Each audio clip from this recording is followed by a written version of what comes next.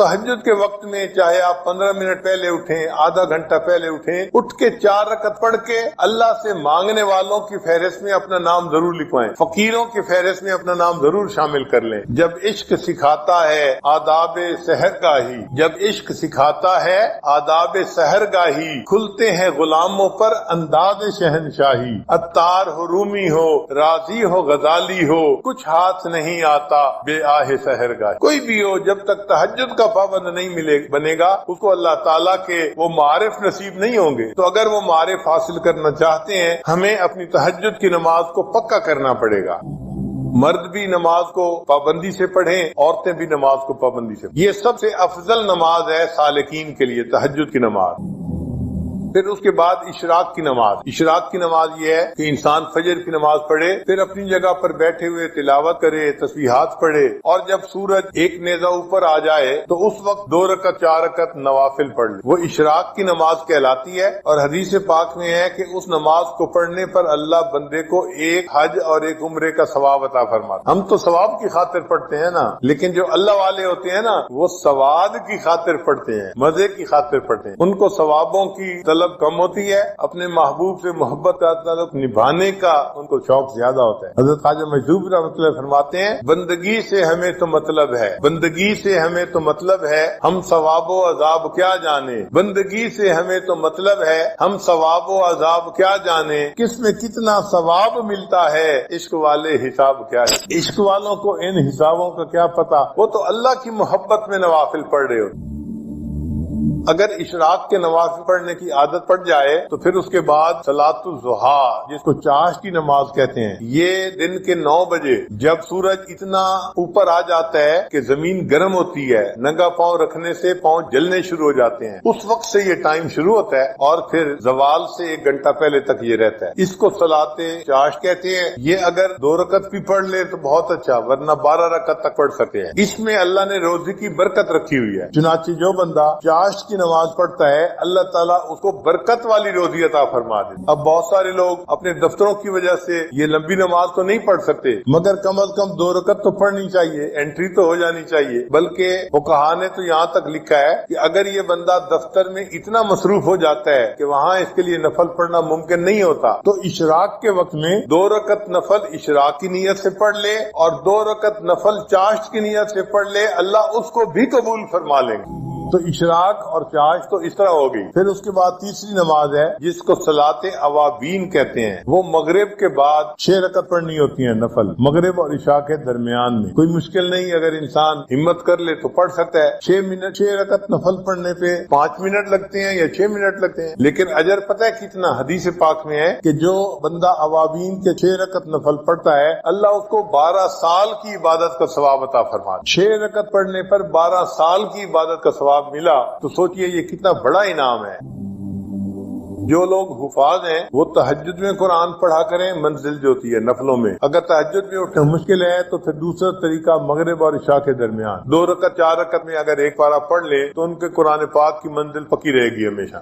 और रात की नमाज को तहज्जुद की नमाज कहते हैं। तो गोया 5 फर्ज नमाजें हुई और 4 नफल नमाजें हुई, इशराक, चाश, अवाबीन, तहज्जुद। तो जैसे आम लोग 5 फर्ज नमाजों का एहतमाम करते हैं, जो सालिकीन होते हैं उनको 9 नमाजों का ऐसे एहतमाम करना चाहिए। उनके लिए ये 4 नमाजें भी मोहब्बत की बिना पे फर्ज की मानद होती हैं, नफल नमाजें, लेकिन मोहब्बत के मैदान में वो इस तरह इसको अदा करते हैं जैसे फर्ज होता है। फिर इसके बाद भी कुछ नमाजें हैं। इंसान जब वुजू करता है तो तहियतुल वुजू 2 रकत नफल पढ़ने वो भी मसनून है। मस्जिद में दाखिल होता है तो 2 रकत तहियतुल मस्जिद पढ़ना ये भी मसनून है। तो इन नमाजों को भी पढ़ना चाहिए। जब मौका मिले तहियतुल वुजू पढ़िए, तहियतुल मस्जिद पढ़ लीजिए। फिर अगर इंसान से कोई गलती हो गई तो सलातु तौबा 2 रकत तौबा के पढ़ना, ये भी हदीस से साबित है। फिर अगर अल्लाह ने कोई नेमत अता फरमा दी तो 2 रकत शुक्राने के अदा करना, ये भी हदीस पाक से साबित है। इन नमाजों को जितना आप पढ़ सकते हैं उतना पढ़ें, इनका अजर मिलेगा, इसके बदले फर्ज कबूल हो जाएंगे और क़यामत के दिन अल्लाह ताला बंदे को नबी इस्लाम की रफाकत अता फरमाएंगे और ऊंचा मर्तबा अता फरमाएंगे। اور ایک خاص نکتہ ان نوافل کو پڑھنے کے لیے یہ ہے کہ نوافل کو چھوڑا نہ کریں. کیوں؟ ہم نہیں جانتے کس جگہ کا کیا ہوا ہمارا سجدہ ہمارے اللہ کو پسند آ جائے. تو یہ سوچا کریں کہ ہو سکتا ہے یہ جو نفل نماز میں پڑھ رہا ہوں میرا یہ سجدہ میرے مالک کو پسند آ جائے.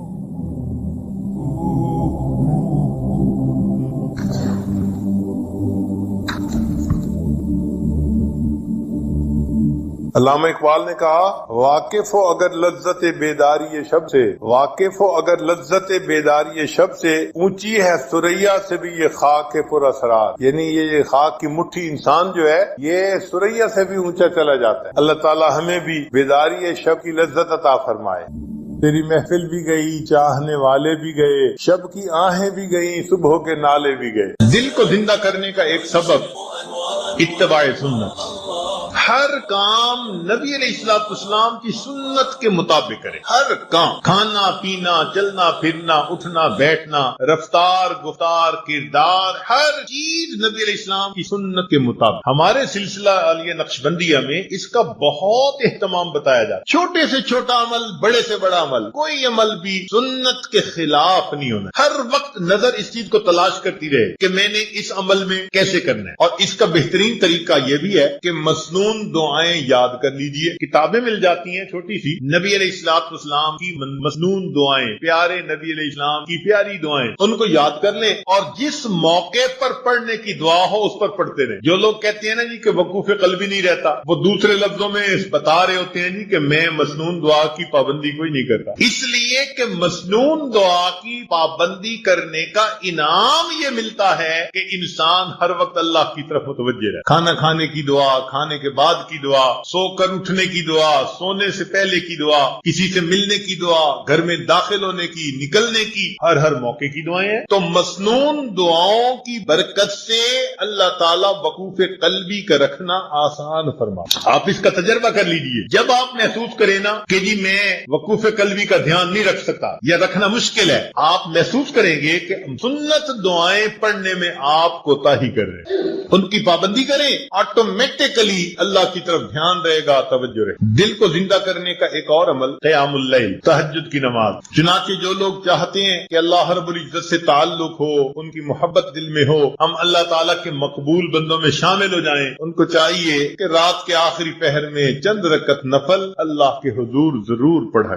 اللہ تعالیٰ فرماتے ہیں والذین یبیتون لربہم سجدا وقیاما. حدیث پاک میں آتا ہے افضل الصلاۃ بعد المکتوبۃ قیام اللیل، کہ 5 فرض نمازوں کے بعد سب سے افضل نماز تہجد کی نماز ہے.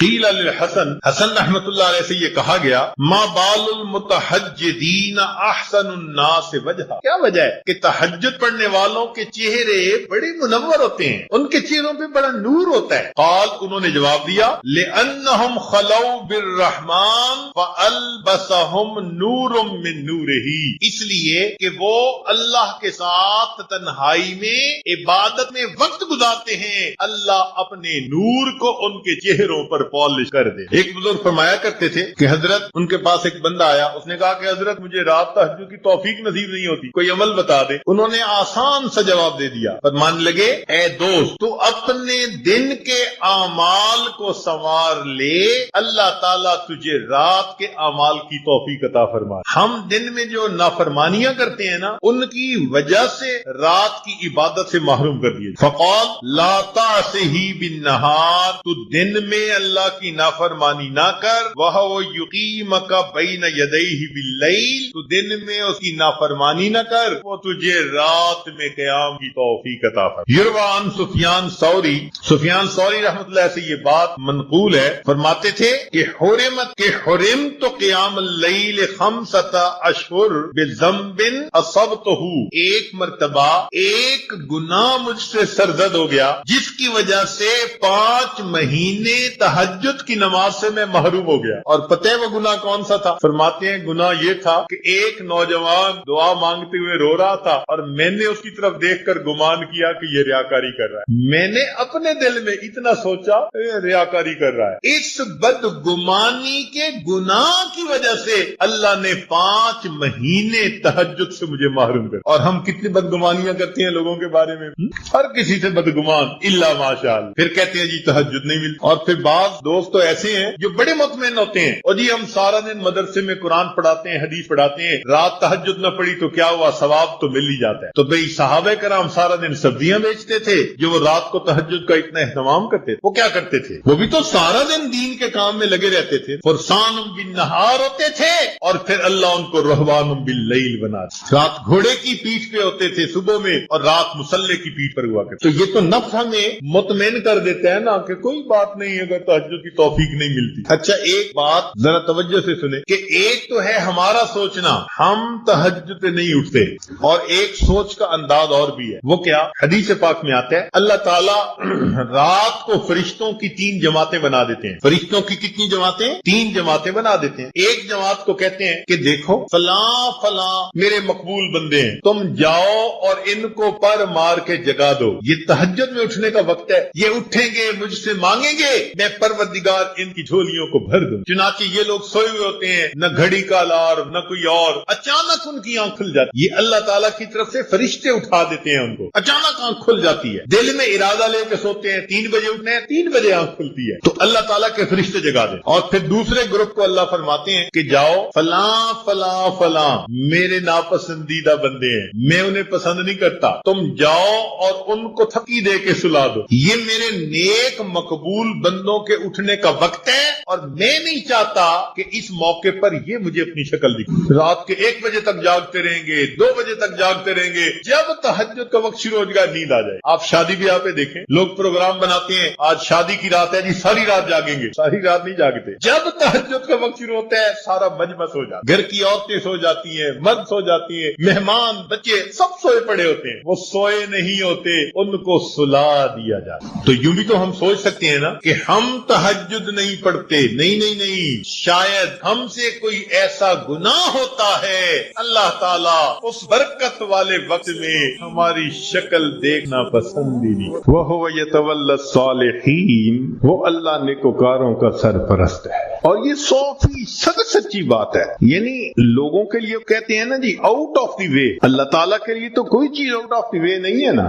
मगर है इसी तरह कि जो नेक बनता है देखने से पता चलता है कि जैसे कोई गैबी कुव्वत आउट ऑफ द वे जाके इसकी मदद कर रही है, इसलिए कि वो अल्लाह की सरपरस्ती में आ चुका होता है। ऐसे अल्लाह ताला अपने बंदों की मदद फरमाते हैं। जरा अल्लाह से दोस्ती लगा के देखें, उसकी सरपरस्ती में आके देखें, समझ फिर लगेगी कि बंदे की जिंदगी कितनी सुहानी हो जाती। आज तो जिस बंदे के कांटेक्ट बड़े हों, वाकिफ हों, कहते हैं जी इसके बड़े लंबे हाथ हैं, और अल्लाह वालों की तो हालत ये कि उनके हाथ तो अल्लाह ताला की जेब में होते हैं।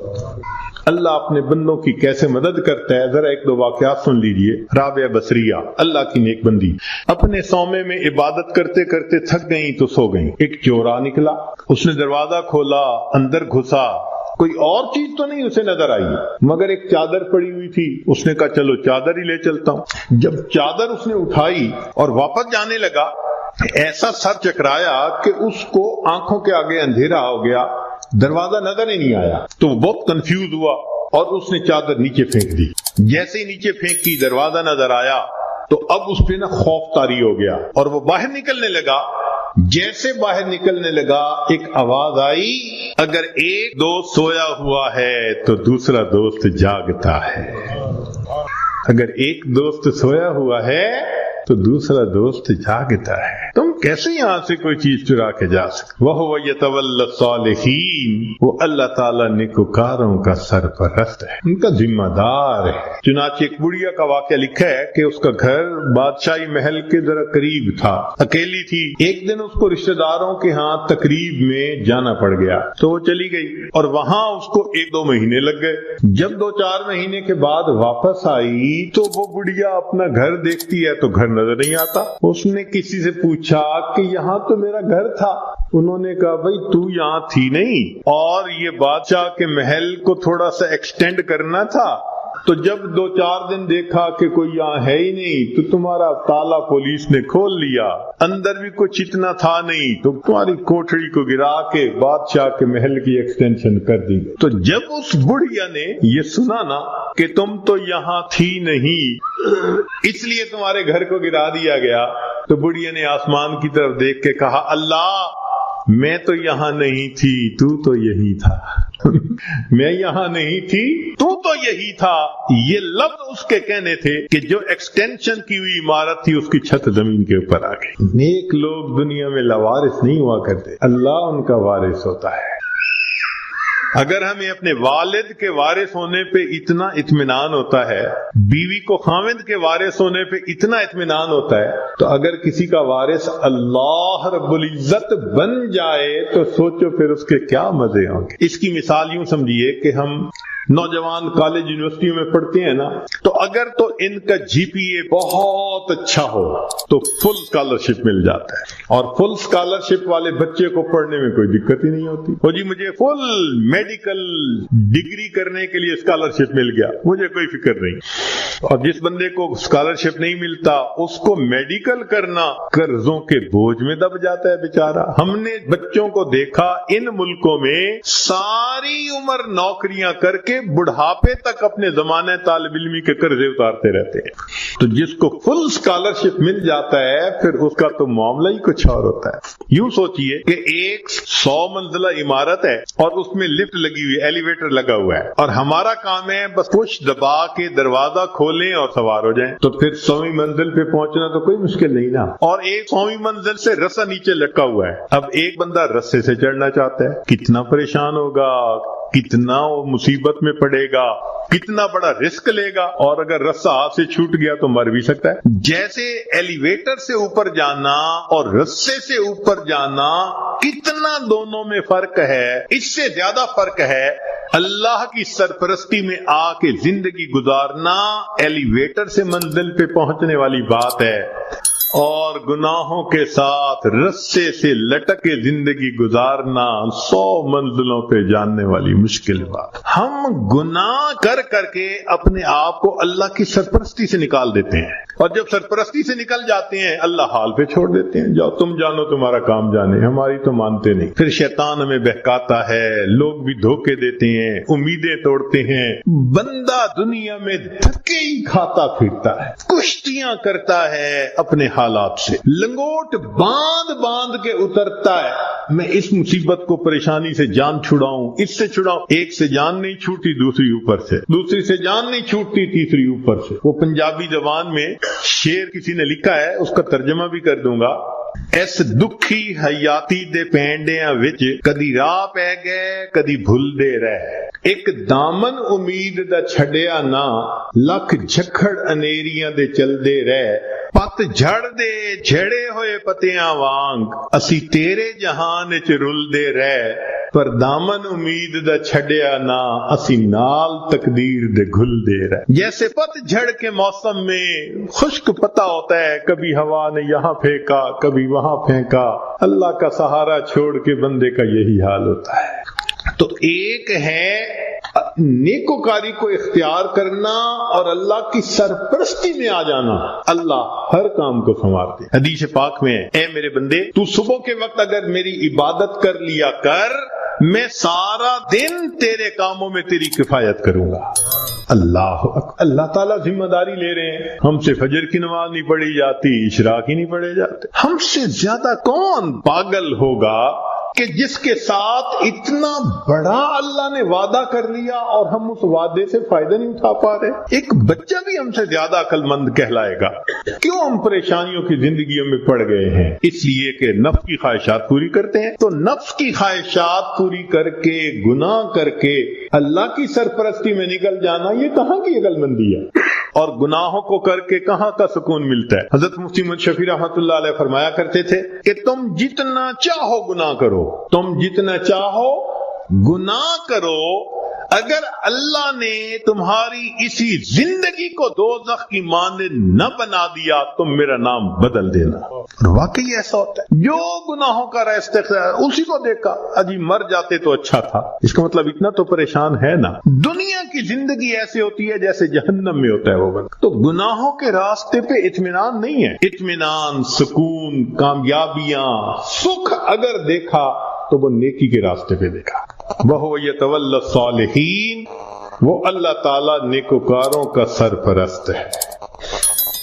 اللہ تعالیٰ تو چاہتے ہیں میرے بندے تمہیں میں اتنا دوں کہ تم بس کرو، مگر میرے نعمتوں کا شکر ادا کرو. ہم نعمتیں لینے کو تو تیار ہیں، شکر کرنے کی فرصت نہیں، نماز پڑھنے کے لیے فرصت نہیں. اللہ نے فرمایا کہ تم غیر محرم سے نظر کی حفاظت کرو، میں عبادت میں لذت عطا کروں گا. نظر کی حفاظت نہیں ہوتی، دعائیں مانگتے ہیں اللہ نماز کی حضوری عطا فرما دے. نماز کی حضوری کیسے ملے گی جب اس کی شرط ہی پوری نہیں ہوئی؟ جب نگاہوں نے جھکنا ہی نہیں سیکھا تو نماز کی حضوری تو آؤٹ آف کوسچن ہے نا. پھر تو ہم سوچیں کہ ہم خود بخود پریشانیوں کے راستوں پہ چل رہے ہیں، کانٹوں کے راستوں پہ چل رہے ہیں اپنے نفس کی خواہشات کی وجہ سے. اللہ تعالیٰ اسی لیے اپنے بعض بندوں کو خوب دیتا ہے، کیوں کہ میرا شکر ادا کریں. شکر ادا نہیں کرتے اللہ تعالیٰ لے لیتے ہیں. جو پروردگار دینا جانتا ہے وہ پروردگار لینا بھی جانتا. پھر جو تہجد میں رکاوٹیں ہیں ان میں سب سے پہلی ہے بد نظری، اور دوسرا ہے ایسی چیزیں کھانا بازار کی کہ جن میں حلال حرام کی ملاوٹ ہو. تو اس سے پھر انسان تہجد سے محروم ہو جاتا ہے. حدیث مبارکہ میں ہے جب رات آتی ہے تو 3 طرح کے لوگ ہوتے ہیں، 3 طرح کی جماعتیں ہوتی ہیں. ایک وہ فرشتے، ایک وہ لوگ کہ اللہ تعالیٰ اپنے فرشتوں کو حکم فرماتے ہیں کہ دیکھو یہ میرے محبوب لوگوں کے اٹھنے کا وقت ہے، جاؤ اور ان کو پر مار کے جگا دو. تو فرشتے آ کے پر مار کے جگا دیتے ہیں، خود بخود آنکھ کھل جاتی ہے. میاں محمد بشیر رحمۃ اللہ فرماتے ہیں رات پوے تے بے دردانو مٹھی نیندر آوے، رات پوے تے بے دردانو مٹھی نیندر آوے، درد مندانو یاد سجن دی ستے آن جگاوے. اور جو درد مند ہوتے ہیں ان کو سجن کی یاد سوتے کو جا کے جگا دیتی ہے. تو اللہ کرے کہ ہم بھی ان لوگوں میں شامل ہوں کہ جن کو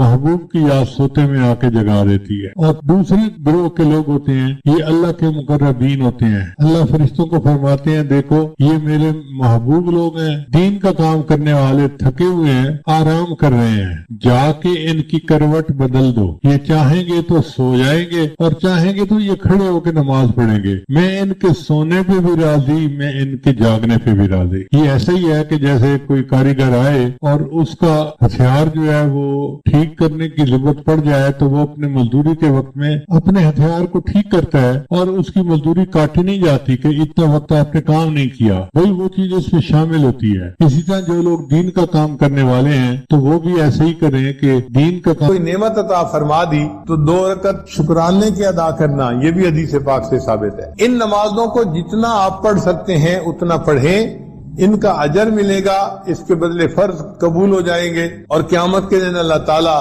بندے کو نبی علیہ السلام کی رفاقت عطا فرمائیں گے اور اونچا مرتبہ عطا فرمائیں گے. اور ایک خاص نقطہ ان نوافل کو پڑھنے کے لیے یہ ہے کہ نوافل کو چھوڑا نہ کریں.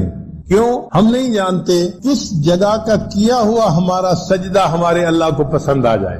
تو یہ سوچا کریں کہ ہو سکتا ہے یہ جو نفل نماز میں پڑھ رہا ہوں میرا یہ سجدہ میرے مالک کو پسند آ جائے.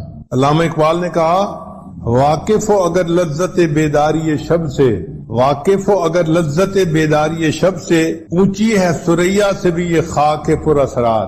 یعنی یہ خاک کی مٹھی انسان جو ہے یہ ثریا سے بھی اونچا چلا جاتا ہے. اللہ تعالی ہمیں بھی بیداری شب کی لذت عطا فرمائے. میری محفل بھی گئی، چاہنے والے بھی گئے، شب کی آہیں بھی گئیں، صبح کے نالے بھی گئے. ہر کام نبی علیہ السلام کی سنت کے مطابق کریں. ہر کام، کھانا پینا، چلنا پھرنا، اٹھنا بیٹھنا، رفتار گفتار کردار، ہر چیز نبی علیہ السلام کی سنت کے مطابق. ہمارے سلسلہ عالیہ نقشبندیہ میں اس کا بہت اہتمام بتایا جاتا. چھوٹے سے چھوٹا عمل، بڑے سے بڑا عمل، کوئی عمل بھی سنت کے خلاف نہیں ہونا چاہیے. ہر وقت نظر اس چیز کو تلاش کرتی رہے کہ میں نے اس عمل میں کیسے کرنا ہے. اور اس کا بہترین طریقہ یہ بھی ہے کہ مسنون دعائیں یاد کر لیجئے، کتابیں مل جاتی ہیں چھوٹی سی، نبی علیہ الصلوۃ والسلام کی مسنون دعائیں، پیارے نبی علیہ السلام کی پیاری دعائیں، ان کو یاد کر لیں اور جس موقع پر پڑھنے کی دعا ہو اس پر پڑھتے رہیں۔ جو لوگ کہتے ہیں نا جی کہ وقوف قلبی نہیں رہتا، وہ دوسرے لفظوں میں بتا رہے ہوتے ہیں جی کہ میں مسنون دعا کی پابندی کوئی نہیں کرتا، اس لیے کہ مسنون دعا کی پابندی کرنے کا انعام یہ ملتا ہے کہ انسان ہر وقت اللہ کی طرف متوجہ رہے۔ کھانا کھانے کی دعا، کھانے کے بعد کی دعا،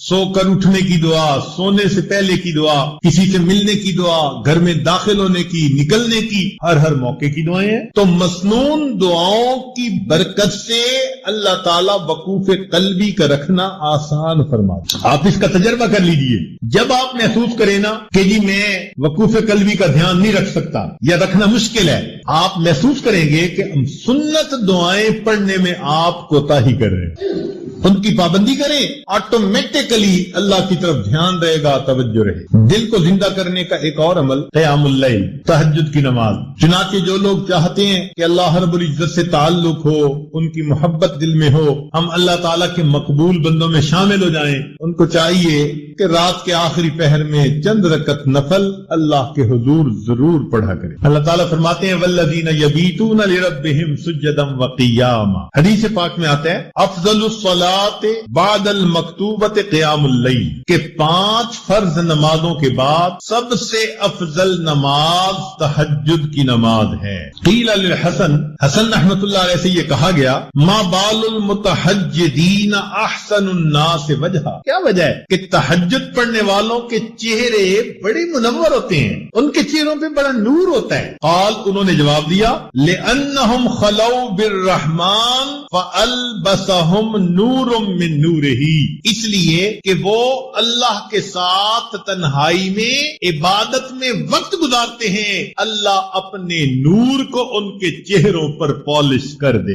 ایک بزرگ فرمایا کرتے تھے کہ حضرت، ان کے پاس ایک بندہ آیا، اس نے کہا کہ حضرت مجھے رات تہجد کی توفیق نصیب نہیں ہوتی، کوئی عمل بتا دے۔ انہوں نے آسان سا جواب دے دیا، فرمانے لگے اے دوست تو اپنے دن کے اعمال کو سنوار لے، اللہ تعالیٰ تجھے رات کے اعمال کی توفیق عطا فرما دے۔ ہم دن میں جو نافرمانیاں کرتے ہیں نا، ان کی وجہ سے رات کی عبادت سے محروم کر دیے جاتے۔ فقال لا تعصہ بالنہار، تو دن میں اللہ کی نافرمانی نہ کر، وہو یقیمک بین یدیہ باللیل، تو دن میں اس کی نافرمانی نہ کر، وہ تجھے رات میں قیام کی توفیق عطا فرما۔ یروان سفیان ثوری رحمۃ اللہ سے یہ بات منقول ہے، فرماتے تھے کہ حرمت قیام اللیل 5 اشہر بذنب اصبتہ، ایک مرتبہ ایک گناہ مجھ سے سرزد ہو گیا جس کی وجہ سے 5 مہینے تہجد کی نماز سے میں محروم ہو گیا۔ اور پتہ ہے وہ گناہ کون سا تھا؟ فرماتے ہیں گناہ یہ تھا کہ ایک نوجوان دعا مانگتے ہوئے رو رہا تھا اور میں نے اس کی طرف دیکھ کر گمان کیا کہ یہ ریاکاری کر رہا ہے۔ میں نے اپنے دل میں اتنا سوچا ریاکاری کر رہا ہے۔ اس بدگمانی کے گناہ کی وجہ سے اللہ نے 5 مہینے تہجد سے مجھے محروم کر دیا۔ اور ہم کتنی بدگمانیاں کرتے ہیں لوگوں کے بارے میں بھائی، ہر کسی سے بدگمان الا ماشاء اللہ، پھر کہتے ہیں جی تہجد نہیں ملتی۔ اور پھر بعض دوست تو ایسے ہیں جو بڑے مطمئن ہوتے ہیں، اور جی ہم سارا دن مدرسے میں قرآن پڑھاتے ہیں، حدیث پڑھاتے ہیں، رات تہجد نہ پڑھی تو کیا ہوا، ثواب تو مل ہی جاتا ہے۔ تو بھئی صحابہ کرام سارا دن سبزیاں بیچتے تھے، جو وہ رات کو تہجد کا اتنا اہتمام کرتے تھے، وہ کیا کرتے تھے؟ وہ بھی تو سارا دن دین کے کام میں لگے رہتے تھے، فرسان بالنہار ہوتے تھے، اور پھر اللہ ان کو رہبان باللیل بنا دیا۔ رات گھوڑے کی پیٹھ پہ ہوتے تھے صبح میں، اور رات مسلح کی پیٹھ پر ہوا کرتے۔ تو یہ تو نفس ہمیں مطمئن کر دیتا ہے نا کہ کوئی بات نہیں اگر تہجد کی توفیق نہیں ملتی۔ اچھا ایک بات ذرا توجہ سے سنیں کہ ایک تو ہے ہمارا سوچنا ہم تہجد پہ نہیں اٹھتے، اور ایک سوچ کا انداز اور بھی ہے، وہ کیا؟ حدیث پاک میں آتا ہے اللہ تعالیٰ رات کو فرشتوں کی 3 جماعتیں بنا دیتے ہیں۔ فرشتوں کی کتنی جماعتیں؟ 3 جماعتیں بنا دیتے ہیں۔ ایک جماعت کو کہتے ہیں کہ دیکھو فلاں فلاں میرے مقبول بندے ہیں، تم جاؤ اور ان کو پر مار کے جگا دو، یہ تہجد میں اٹھنے کا وقت ہے، یہ اٹھیں گے مجھ سے مانگیں گے मैं परवरदिगार इनकी झोलियों को भर दूंगा। चुनांचे ये लोग सोए हुए होते हैं, न घड़ी का अलार्म न कोई और, अचानक उनकी आंख खुल जाती है। ये अल्लाह ताला की तरफ से फरिश्ते उठा देते हैं उनको, अचानक आंख खुल जाती है। दिल में इरादा लेके सोते हैं 3 बजे उठने, 3 बजे आंख खुलती है तो अल्लाह ताला के फरिश्ते जगा देते हैं। और फिर दूसरे ग्रुप को अल्लाह फरमाते हैं कि जाओ